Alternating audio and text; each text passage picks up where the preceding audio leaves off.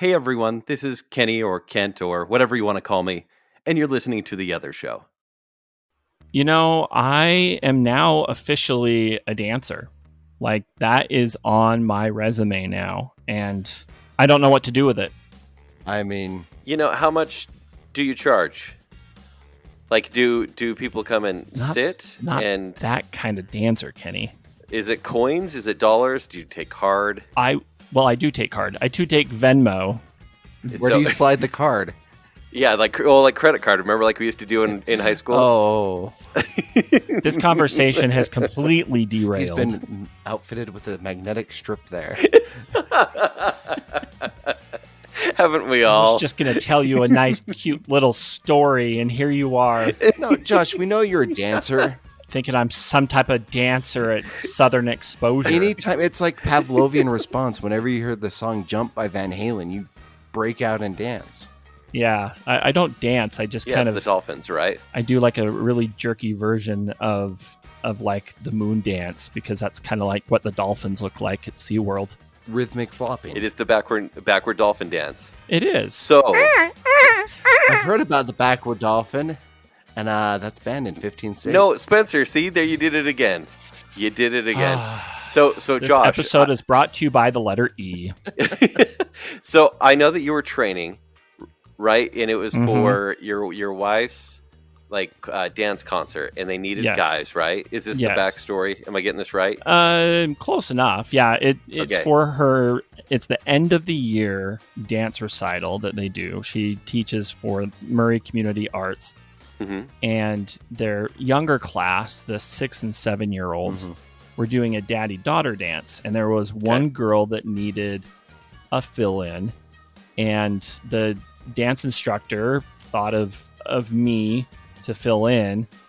And not being a dancer, not even going, down that road at all in my 42 years, let's do it. Why not? So the past 6-7 weeks, I've been dancing, training, practicing, whatever. And man, now is it just one song? Yes, just one song. Okay. We did it twice, so there were two shows. What was the song? It was Sweet Pea. So the whole theme of the show was like a food themed show. So all the songs had something to do with food. I go to a lot of food themed shows then. Yes, you do.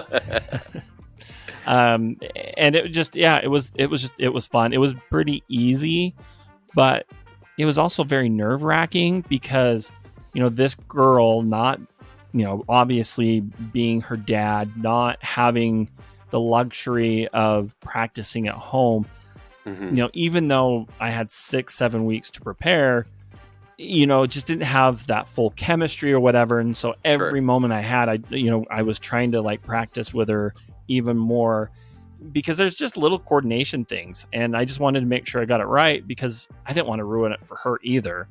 Mm-hmm. And there's one part in the dance where I had to pick her up and then twirl with her in my arm and then set her down in a designated spot. And it took me a while to nail that, because on at least 3 occasions I smacked the other dad that was next to me, and I almost dropped her one of the times. So none of that happened during the recital, which I'm glad, and it went off great. So it was fun. And when the curtains opened and they saw the dads and the girls there, everybody just, oh. Yeah, that's Josh from The Other Show. That's Josh. I know that guy. I actually did have a couple people come up to me afterwards. And KP did come. KP came and saw me in one of the shows. He's so supportive. I was so happy to see him after. Kent, after this story, I feel like we can't be snarky. And that's...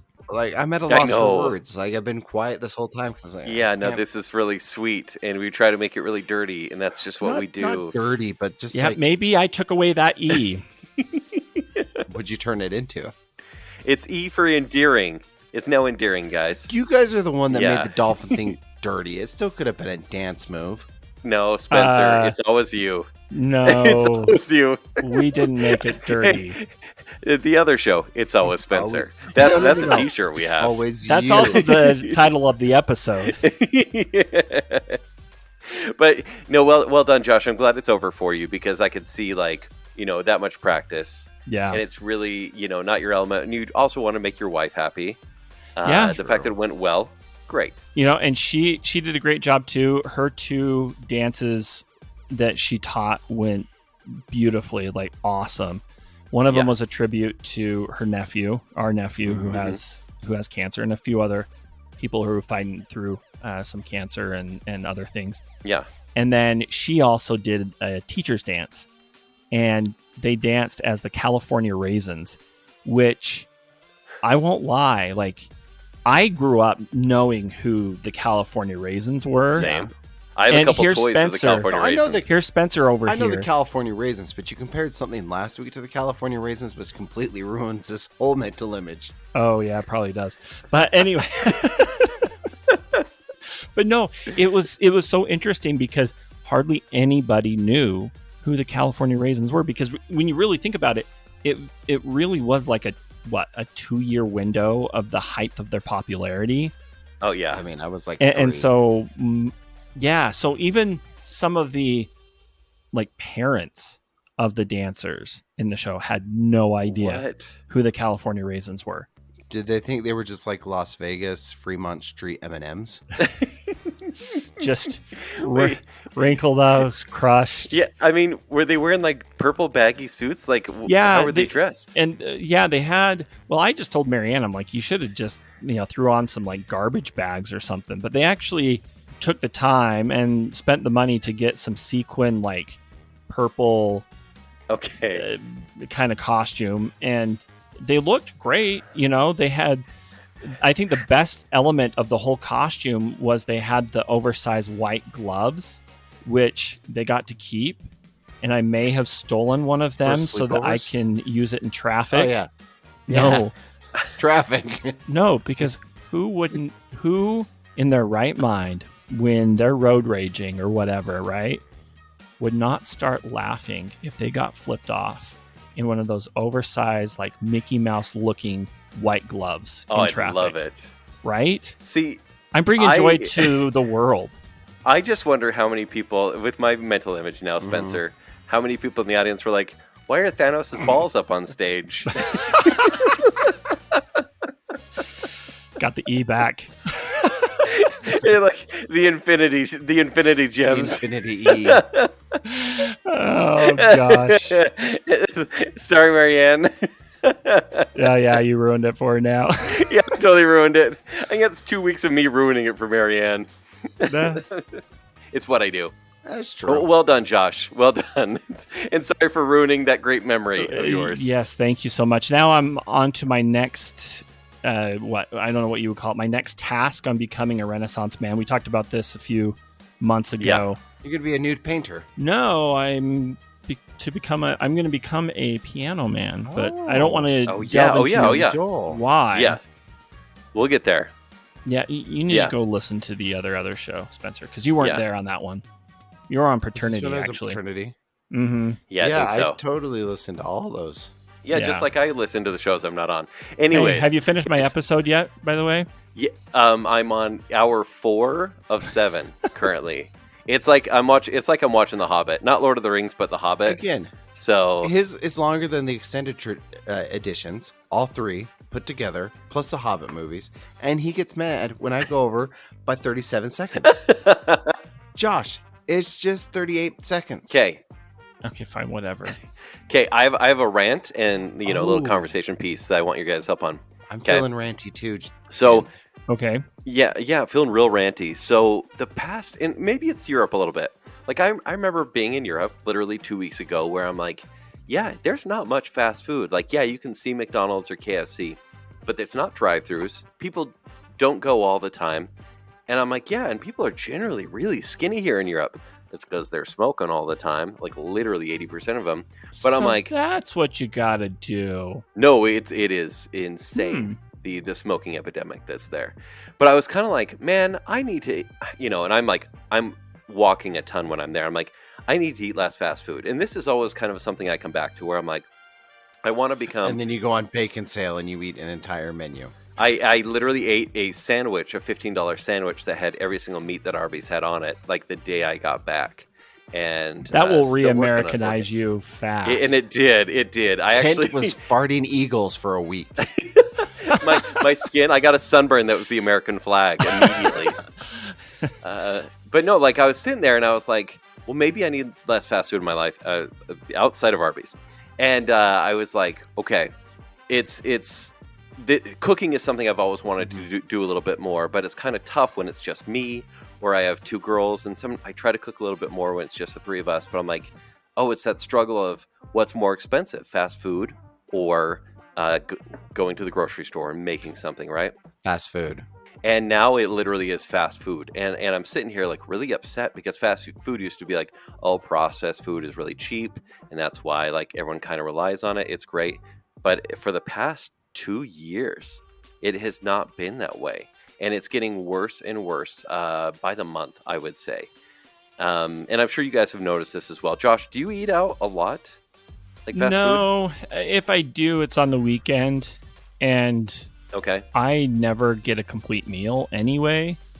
Like never fries? No, or if I do, it will just be fries, right? And okay. I'm really picky when it comes to French fries anyway. The only fries worth eating or crossing my lips are McDonald's fries. Anything else sucks. So yeah, I have, and I just don't eat a lot. But yeah, I have my fast food vices. I mean, Stephanie loves Arby's and Wendy's, and I think Wendy's of all the fast food burgers is the best one of the fast food. Oh, Wendy's is horrible. You're wrong, and you know it. And then their chili is the best because you can now it wins contests. You can now get a 50-piece bucket of nuggets from Wendy's. So you take that bucket and shove it, okay? Wow, you guys need to hug this out. We're not fighting over nuggets again. Well, we've already talked about Thanos' nuggets, so why not Wendy's? Okay. Okay. Entrenching ourselves in that E. And I'm gonna lose all food credibility because my vice, my biggest fast food vice, and I'm not talking about like Burger Bar because that's like the last affordable place you can go out to eat. But my vice for fast food is McDonald's McGangbang. Oh yeah. Yeah, I just hate it. I just hate the name. McNasty, the McKinney, whatever you want to call it. The McKinney? Yeah, so look, I'm not the one that's been in a polyandrous relationship. Amorous. Neither have I, Spencer. Neither have I.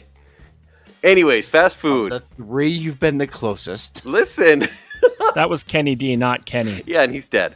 So what I want to complain about is fast food prices because in a short time ago, there were dollar menus everywhere. Mm-hmm. And it was... the McGangbang cost me $2.16. Okay, there you go. It's the cheapest McGangbang ever. So... I don't know, Fremont Street. And there's a street in Amsterdam, too, that I think offers something they pay you. Similar. Yeah. Okay, we're losing the point. So, I've been really upset that there's not the dollar menu anywhere. Like, McDonald's, for example, they don't have... the drink is now $1.29. Yes! Right? And that's not the worst, but it's not $1 anymore, right? The spicy McChicken is now like $1. I think it's like $2 something. Actually, I think it is over $2. The last time I looked, I think it's $2.15. Yeah, and it used to be $1, right? And what I mean to say is like everything was very cheap everywhere, and obviously with inflation, the way the economy is, what kind of happened after COVID, raising minimum wage, like there's all these factors that kind of lead these fast food places to say, and honestly, less people are serving us, right? Greed, and it comes down to greed. And because we're not dealing with the employee really anymore, we're dealing with apps. We're dealing with the less employees on staff. And it really comes down to, hey, they found a good opportunity to raise the prices and they're hoping we don't notice. Yeah. Well, obviously we've noticed, right? And so I'm going off this article and it mentions McDonald's specifically. And it says among all U.S. fast food chains, McDonald's raised its menu prices the most in a 10-year period, so between 2014 and 2024. 110%? Yeah, right. And it is insane. Let's see. And it says about 25% of people who make under $50,000 a year are cutting back on fast food, based on a poll. And it is just something I think we've all noticed. It's pretty easy to tell, like, it's, lower middle class or, near poverty level. Fast food has been a staple. And I think how our salaries are not going up, but fast food is like crazy, trying to equal like the cost of living. I feel like it's less of a good alternative. I feel like almost why bother? Because if you go get a Big Mac, which has very, very thin patties, you might as well go to like a great burger place and spend $15 to get something really good there. Local ad, Burger Bar, you can get a double cheese Ben for $9 with fries. Yeah, like even that, right? Because you cannot get a Big Mac combo. A Big Mac combo is what, $11, $12 at this point? 12. I've got it pulled up actually.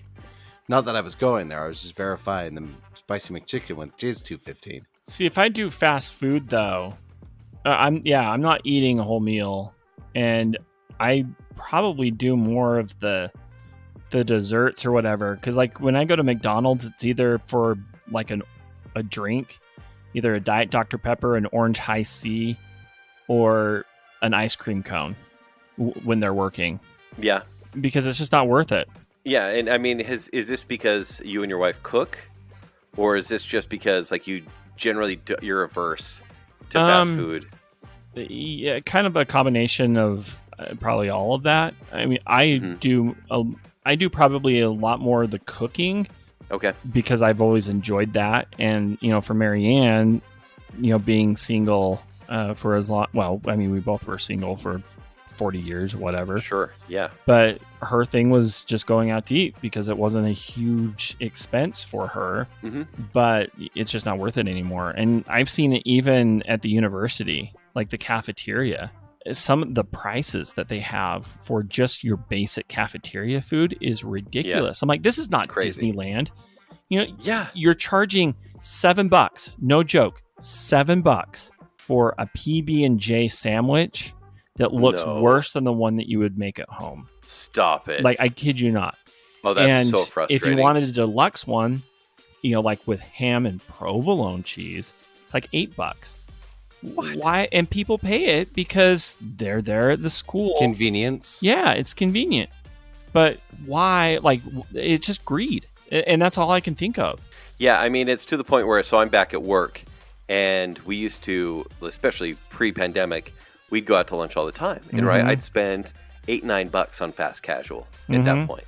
And I'd be like, I got to stop spending so much money. If I were to do the same, it would be 15 plus. And now we're to the point where Costco or Sam's Club are weekly destinations because we're spending under $4 there. Yeah. Because you can get the $1.50 combo or the $1 inferior 35 combo at Sam's. Yeah. I generally get a slice and a drink or whatever. Yeah. And it feeds me. Obviously, it's still not very good food, but I just need to do better because, like, and once again, going back to McDonald's, they know they're losing business, which I love to see. I love when people vote with their wallet, and I think people are starting to at McDonald's, and they're now saying we need to bring people back. And so they're introducing, get this, a $5 meal deal, right? And that sounds incredible to hear. Well, that's because you get half a sandwich. We're ingrained in. You brought it up on Baconsale. We're ingrained in the early 2000s. $5 is like 5 roast beefs, or it's right 5 for $5. You remember Big Mac Mondays when they were trying to get people back in the early 2000s, and Big Mac Monday it was $1 for a Big Mac. Oh, Subway $5 footlong, right? You can't even get a 6-inch for $5 anymore. No, you can't.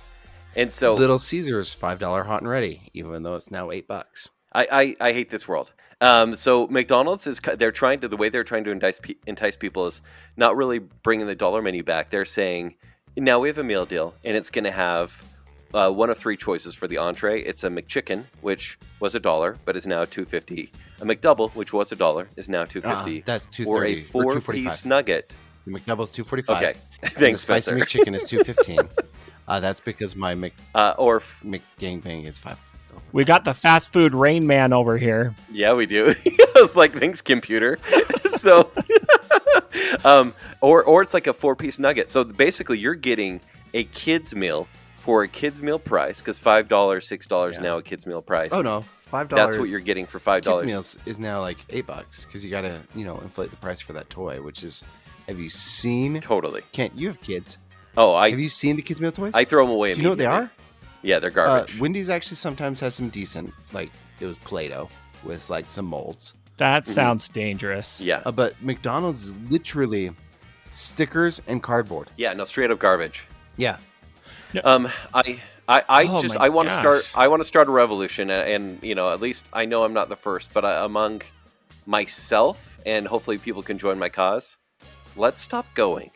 Oh, I want to cook more. I want to kind of maybe in the group or something, share recipes or something, because I want to do a little bit better. Do you want my recipes? Because I shared this one with Josh. It's my Myers McGriddle and my Myers McMuffin. Lead the way. I make freezer breakfast sandwiches, which are... Be careful of the Myers McMuffin. It's just Spencer without his shirt. Stephanie loves that one, okay? I'm into that. Send it my way, Spencer. No, please, share anything you got, because I want easy recipes. On Instagram, for example, or maybe TikTok. They're easy bachelor meals that I've just started to follow those accounts, because I want to do more meal prep. I don't want to have to spend my money on food that is not only bad for me, but is just taken from my wallet. Well, yeah, no, the best thing about these sandwiches I'm making is I'm adding cottage cheese to the eggs. So it's got twice as much protein. So I'm actually full. Yeah, that's great. Until after lunch. Well, my thing too, especially being somebody who just cooks for 2 people, right? Because I love to cook and I love finding reasons to cook. It's just hard because I'm kind of a boring eater anyway. I'm happy with just eating a bowl of cottage cheese and some fruit. Hold up. Josh is saying he's a boring eater. Have you seen the combos this man eats? What is your favorite? Are we really going down that What road? is your favorite thing to mix into your cottage cheese, Josh? Tuna, pineapple, ketchup. No. Boring eater, folks. Boring eater.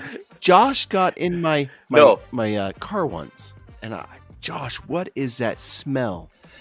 Well, it's my sandwich. Oh, no. Well, what sandwich do you have? It's provolone peanut butter and ham. No, cheese and peanut butter is really good, actually. But anyway, beside the point that I'm trying to make. Yeah, we should start a fast food place with weird food that you make. Yes. That's unique. Actually, people go. Yes. People go. But no, Spencer, I know you like to cook. Josh, it sounds like you cook on the regular. Well, and I do. I just want to do better for myself, for my health, but also for my wallet, because we're all just struggling, right? And why give our money to greedy companies that will do whatever they can to get it? One thing that I've been trying to do a lot lately as well is when I cook something big, I'll usually go get a pork loin or. We just did a whole bunch of chicken for Greek Easter, and I made lemon chicken, but we had so many leftovers, and there's kind of this evolution as well where I look for other recipes that I can make from that, and so I actually ended up making some avocado chicken soup.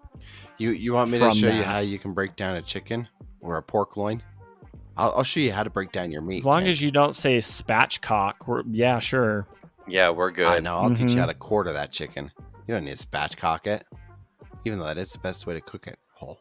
If you want to cook it, just so you know. Okay, but rant over. I'm sorry if that was too long. If that was too much.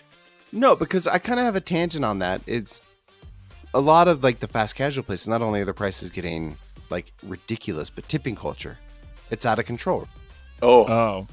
Everywhere wants you to tip. I just refuse. Well, no, I read this on Reddit. Somebody posted on, "Am I the rooster?" Right? Yeah. If it they put their foot down that they're not going to tip anymore unless it's an actual service. You go to a barber and they provide a service, or it's a sit down restaurant. Right. Provided they don't have a service fee attached to their restaurant. But I've seen this even. This isn't exactly tipping, but it's a form of it spreading to schools. Okay. Sports. You remember when kids used to go around door to door and sell crappy chocolate or crappy cookie dough or coupon books? Yep. All I get these days, when was the last time that somebody came to your door to try to sell you that crap? It's been forever. I haven't seen an entertainment's book forever. I got some cookie dough last year. You know what I get these days? I get text messages. I get text messages saying donate to my team. Like, come sell me. I'm an easy target. I'm a recovering fat man. Like, I will buy your cookie dough. I will buy.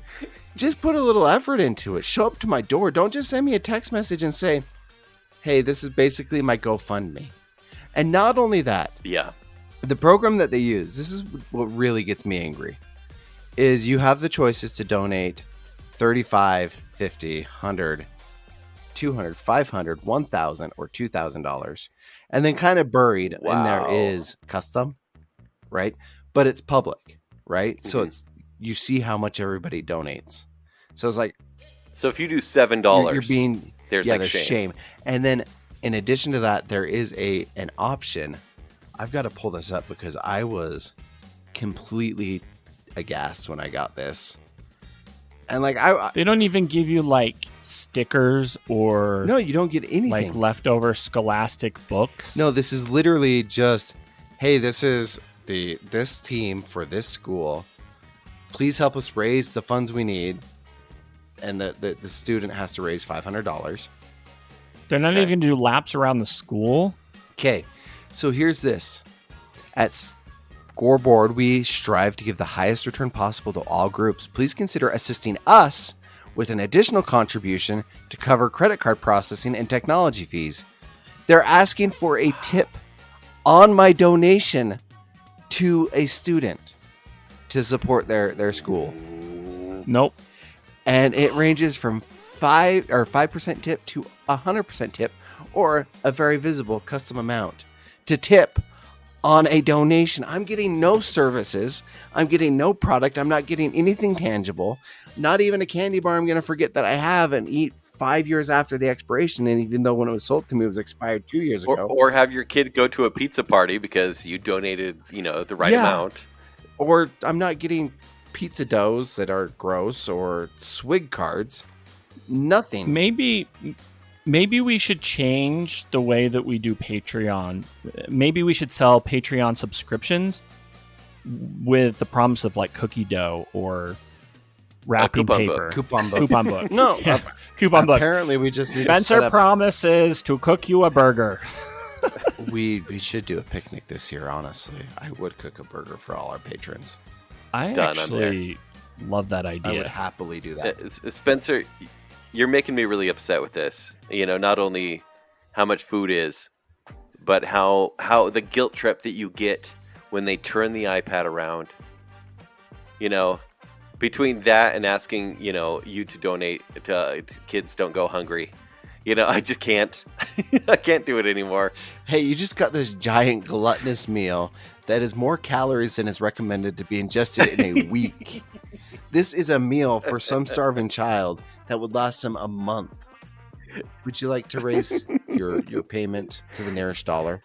And I'll be like, listen, this is tax deductible for you guys. It only helps the business. Your order was $18.98. Would you like to round it to the nearest dollar to donate?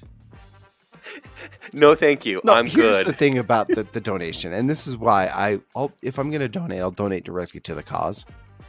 Because the reason that they have these things at these, hey, would you like to donate at this stall or at this kiosk as you're checking out, is because then it is tax deductible for the corporation. Totally. Yep. It is not out of the goodness of their heart. They can then deduct that from their taxes because they made the charitable donation on your behalf. Okay, rant. Okay. Sorry. Listen, rant over. Last week, I put out a plug. I needed calls because I was gone the week before and we didn't have any calls last week. And it sounds like everyone delivered.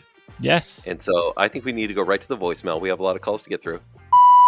Hey, this is KP. I just wanted to, first of all, say, Kenty, glad to have you back. Glad that you had a good trip. Thanks for the recap. Second of all, Josh, that cruise that you're talking about out of Long Beach, I've done that one before. It is a simple, like, quick cruise for people to kind of dip their toe in the water. Also, very, very famous for people going on just to go get completely smashed and drunk. So it's a heavy, full of a lot of drunks on that one. It is called the Booze Cruise. And while you will not see any naked people on this cruise, you will see people walking around in tighty-whities, which isn't really that much better. So there is that for you. All right. Thanks, guys. Have a good day. Is he talking about the naked cruise? No, this one is the Carnival cruise. A fairly modest cruise. Oh, yes. Okay. That was my first. I was so cruise. confused because he's like, I went on because people want to dip their toe into it, and like, yeah, that clears up so much because I had so many questions, KP. So many questions. Also, thanks, KP. It's good to be back. Hey guys, proud Disney mom here. Well, kind of sad Disney mom. I loved having my daughter come visit for a few days, but it's always hard when she leaves. But anyway, that's actually not why I'm calling. I'm actually wanting to give everyone a fair warning, heads up, that if in a couple weeks here around May 22nd, if, I don't know, the ground gets really cold and hell's freezing over, you start to see some pigs flying by, I don't know. I don't know what could happen. I mean, it could be the end of the world. I don't know. But I think everybody here knows I am not a member of the LDS Church. But since I live right by the Leighton Temple, I have decided that we are going to do a walkthrough and go see the inside because I've watched it be under construction for the last couple of years. I want to see what it looks like on the inside while I have a chance because I'm never going to get in there. But just so everyone is aware, that yes, me and my husband are going to be walking through the Leighton Temple. So if it catches on fire, or like I say, if the world ends, or if like there's a bunch of earthquakes and the apocalypse happens, pigs flying by, whatever, it's my fault, and I apologize in advance for it. But once we get through, if we make it through and everyone's okay, and we're going to hope that it is, we're going to, put all the juju out there that we need to, then maybe since Spencer, you said you walked through it, maybe we could compare some notes and we can talk about it at a later date. So anyway, there's your fair warning. Just giving out my little PSA warnings. I got to make sure that everyone is safe. All right, thanks, guys. I would be happy to talk about it, Tanya. I grew up right next to where you live now. If you go through with Spencer, just make sure he doesn't push you in that bowl of water with the ox. Yeah. It's how my dad joined the church. That's how they get you. I'd be happy to show up with my local friend and companion, Joel, who also grew up in Leighton. And we will chat with you. Don't say companion. That makes it sound like it's proselytizing. What? So. Why would I ever do that? I have no idea. I will say, Tanya, you don't have to worry about the apocalypse happening. The temple is not in Thatcher. So when the temple's in Thatcher and we go through together, then we have some concerns. That whole message was cracking me up. The fact that there were so many disclaimers about the end of the world coming, and I was like, why is she going into this?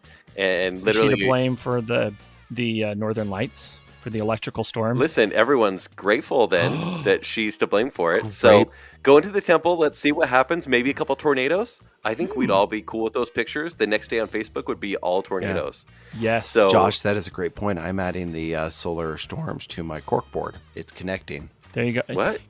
Not to go like all in on this theme of the apocalypse, but back in April when we had the tornado here in Daybreak, it was on the corkboard. It was the start of a streak of tornadoes happening every day for the past 3 weeks, which is one of the longest streaks in the U.S.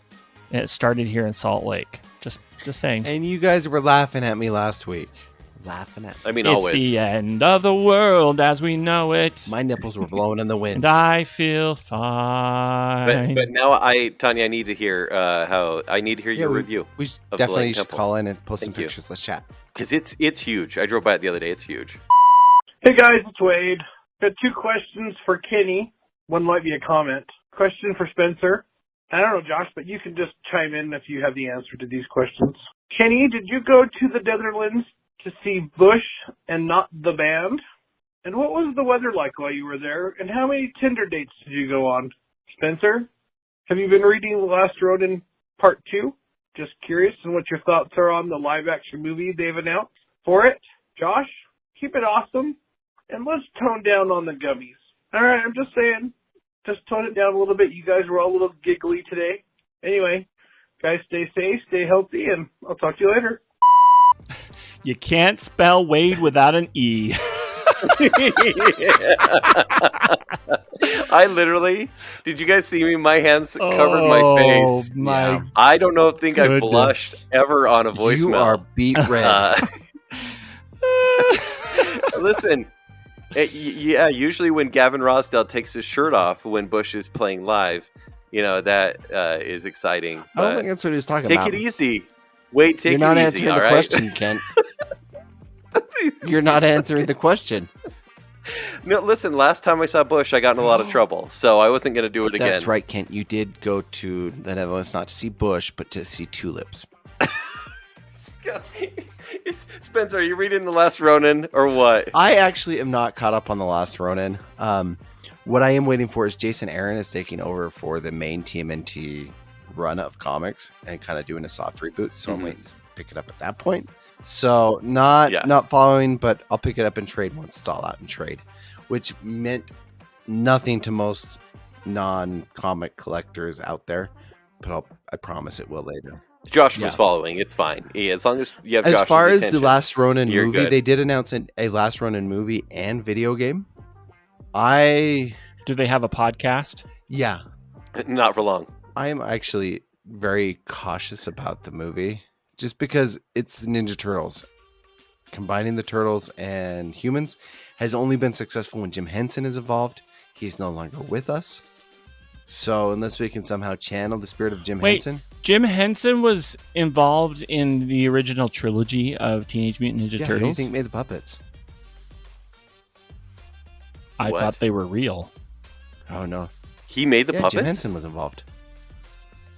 Wait, they're puppets? Aren't they people in Turtles costumes? Yes, but the mouths are puppets. That doesn't mean that Jim Henson did them. It's not like he has this monopoly of like Muppets. He doesn't, but Jim Henson did the turtles in the original Ninja Turtles. Is that why Sweetums made a cameo in Teenage Mutant Ninja Turtles as a mutant? That was number 2.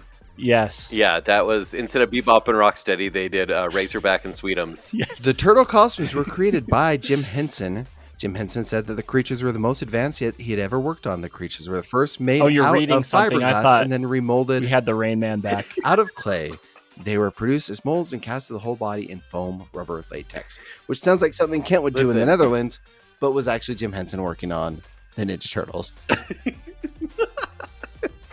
All right, does that cover it for calls? It does. That's yes, all the calls. It does.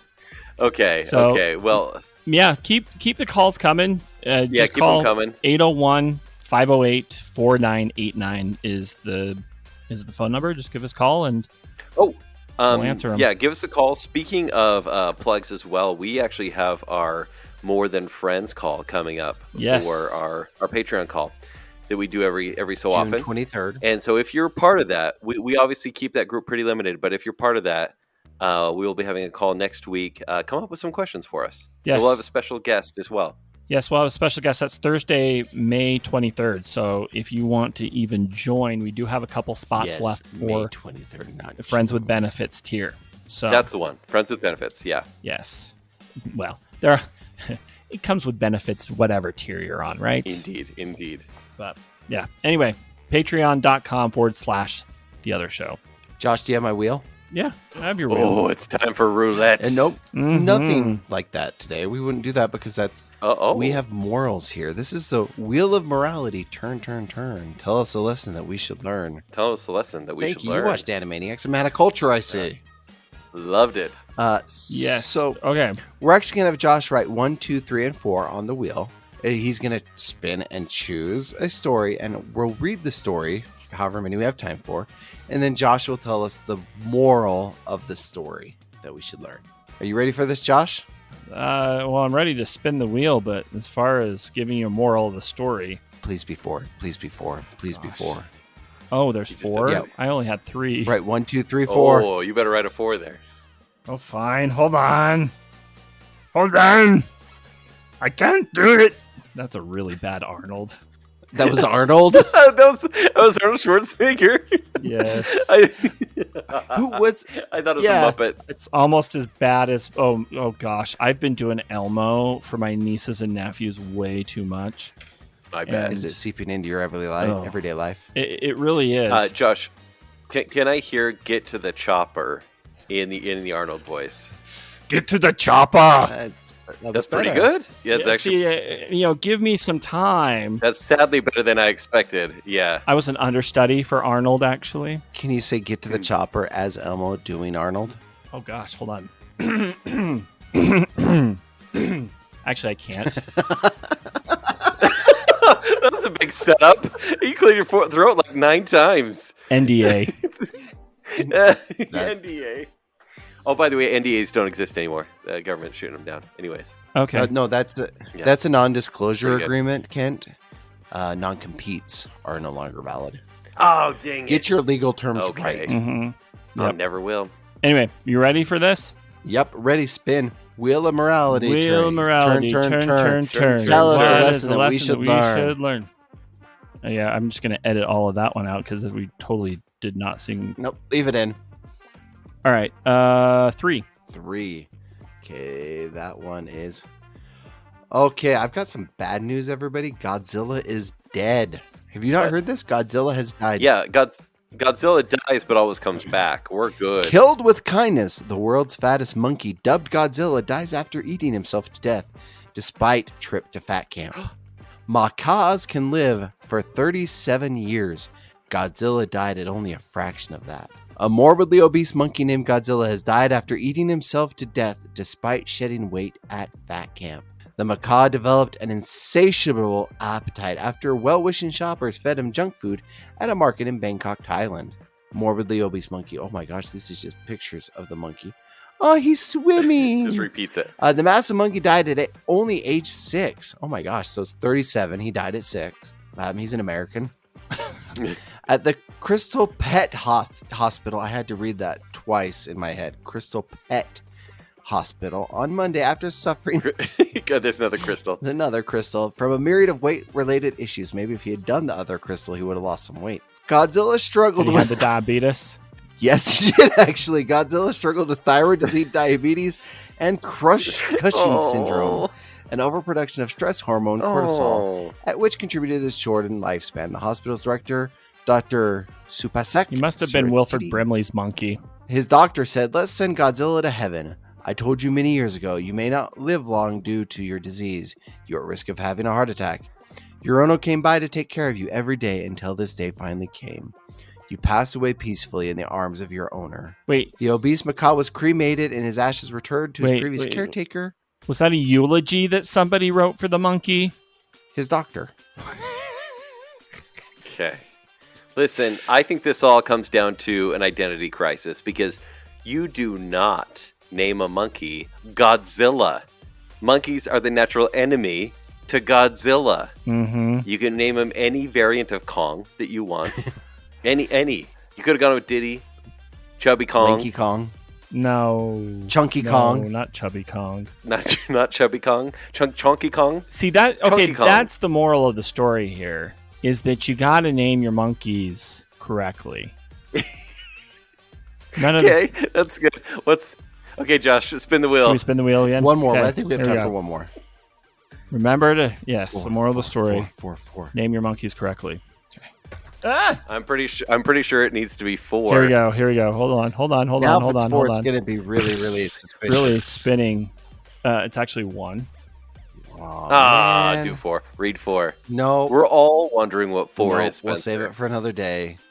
It's special for you, Kent. It has to do with your favorite guilty pleasure show on my gray space. Okay. But number 1. Mobile butchers mistakenly kill family's pet pig in Washington State. A family in Washington State says a mobile butcher mistakenly slaughtered their pet pig recently after showing up to the wrong address. Security camera footage showed an unknown truck pulling up to the home of the family in question when they were not there on the 1st of May.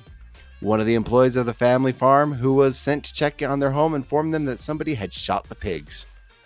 Both Patty and Betty were laying in a pool of blood and mess, and one of them had shackles on her legs. Wow, this is graphic.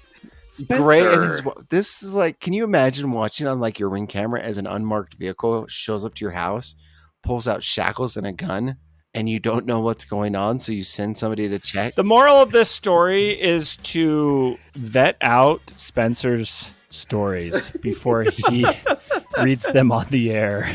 Or to lower McDonald's prices so we're not resorted to this kind of barbaric behavior. Yes, there's better ways to get bacon. No, they're actually saying they're burying the pigs. They're not going to process them, even though, what a waste. I would have eaten them. I mean, it depends, though. What kind of pigs were they? Were they like the pink pigs, or like the ones that do you those put in your taste house? the best, Josh? I don't know. I feel like the pink pigs would taste better than like the house pigs. Are there house pigs? I'm not a farmer, so yeah, there are. Like I had a neighbor. I had a neighbor who had a pet pig. The Hicks residence, and they had a pig. Yeah. Yeah. It was ugly as hell, but you know. No, these are butchering pigs. They're butchering pigs. Yeah, these are butchering pigs. Then easy mistake. The butcher even offered to process them for free after the screw up. I mean, so wait, no one got in trouble? Oh, because it seems like someone should have gotten in trouble. There will be trouble. Did they get replacement pigs? They're taking this to court. I don't know what you. No, you can't take replacement pigs after an unmarked van comes and kills your pigs. I want $10,000 each pig, replacement pigs, and a thing of bacon. I would want a pig and a spider that can write words in its spider webs. Probably would have saved the pig if the spider had been there. Be like, wrong house, mother. Yeah, wrong house, don't shoot. Wrong house, don't shoot.